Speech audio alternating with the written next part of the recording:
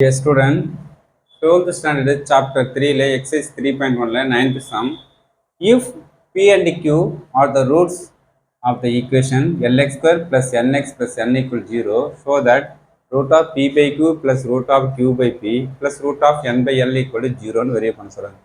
ஒரு quadratic equation கொடுக்குறாங்க. இந்த குவாட்ரேட்டிக் ஈக்குவேஷன் தான் நமக்கு PQ டூ ரூட்ஸ் சொல்லிட்டாங்க. ஆல்பா பீட்டா கொடுத்தா ஆல்பா பீட்டா ஃபார்ம் பண்ணு, PQ கொடுத்தா PQ ஃபார்ம் பண்ணு. தர்ஃபோன் வரும் ஃபர்ஸ்ட் குவாட்ரேட்டிக்ஸ்னா ஏபிசி ஃபார்ம் பண்ணிட்டோம். ரூட்ஸ் என்ன கொடுத்தாங்க, பிக்யூ டூ ரூட்ஸ் கொடுத்துட்டாங்க. பிக்யூ வச்சுன்னா வரும் டூ டைம்ஸ் ஆட் பண்ணால் சம்மேஷன் ஒன்று மைனஸ் பி பை ஏ நம்ம ஜென்ரல் ஃபார்ம்லாம் பி வேல்யூ தெரியும் N by L. Okay, summation two நான் பிக்யூவும் மல்டிப்ளை பண்ணிக்க அது என்ன பண்ணலாம் சி பை ஏ.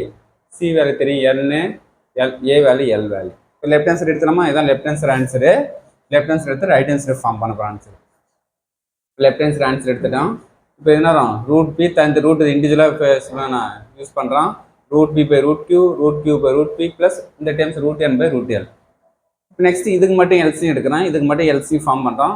இது ரெண்டு நேரம் இது டிஃப்ரெண்ட் வேல்யூ டிஃப்ரெண்ட் வேல்யூ நேரம் ரூட் ஆஃப் பி கியூ. இப்போ கிராஸ் மல்டிப்ளை பண்ணு root P P root Q இருக்கும், ரெண்டு ரூட் கியூ மல்டிப்ளை பண்ணால் கியூ வரும்.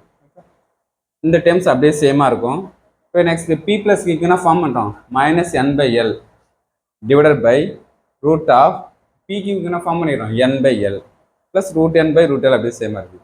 இப்போ இந்த டேர்ம்ஸ் நமக்கு இந்த ஃபார்மா இப்போ ரூட் எக்ஸ் என்ன ஃபார்ம் பண்ண நமக்கு எக்ஸ்ன்னு ஃபார்ம்.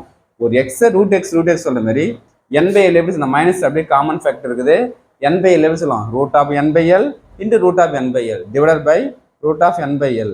இந்த n by root of n by L இது என்ன கேன்சல் ஆச்சுன்னா minus root of n by L remaining இருக்கும். இந்த last root of n by L அப்படியே சேம் இருக்கும்.